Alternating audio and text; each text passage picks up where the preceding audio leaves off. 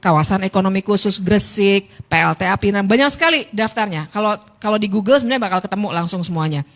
Termasuk cetak sawah baru di Pulau Pisau, Kalimantan Tengah, pembangunan waduk Sepaku, banyak sekali. Bayangkan itu semua mulai dari bandara, bendungan, jalan tol, semuanya diberi kemudahan. Mulai dari perizinan sampai pengadaan tanah atas nama kepentingan umum. Jadi itu kesalahan yang luar biasa besar karena akhirnya karena dapat kemudahan atas nama PSN dilakukanlah pelanggaran-pelanggaran HAM seperti yang tadi Mas Antoni katakan.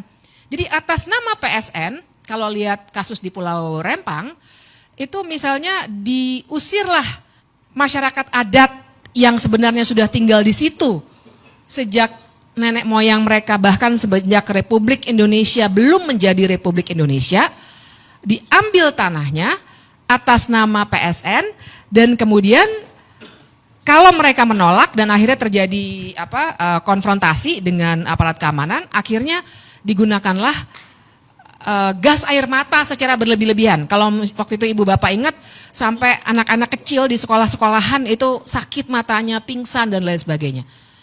Apakah itu pelanggaran HAM? Iya, karena penggunaan gas air mata secara berlebihan dan menyakiti orang lain, apalagi anak-anak, itu merupakan pelanggaran hak asasi manusia yang harusnya diusut lebih lanjut begitu. Nah, jadi itu situasi yang terjadi. Dan kalau begini, mungkin ada pertanyaan juga, kenapa sih perlu ada PSN? Dan kenapa baru pas zamannya Jokowi aja, mulai 2016 itu ada PSN? Saya kira kita semua tidak anti total pada pembangunan. Tapi masalahnya adalah bagaimana pembangunan itu dilaksanakan. Nah, PSN itu adalah konstruksi hukum, jadi saya ibaratkan dengan gelas ini, wadah, konstruksi hukum yang dibuatkan untuk memberikan keistimewaan.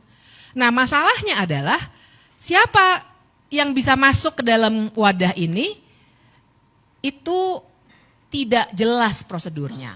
Nah, disinilah terjadi misalnya, kok tiba-tiba sebuah, kita sebut saja dua yang tadi Mas Antoni sudah sebutkan, dua proyek yang sebenarnya sudah jalan dari lama sekali ya, PIK, BSD, ya itu teman saya juga banyak yang tinggal di BSD udah lama dari 20 tahun yang lalu.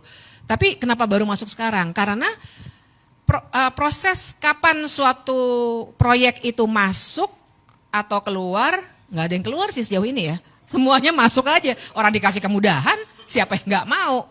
Jadi siapa yang masukin, apa kriterianya, dan bagaimana tolok ukurnya suatu proyek bisa masuk ke dalam wadah yang namanya PSN itu tidak jelas. Disinilah terjadi yang namanya benturan kepentingan.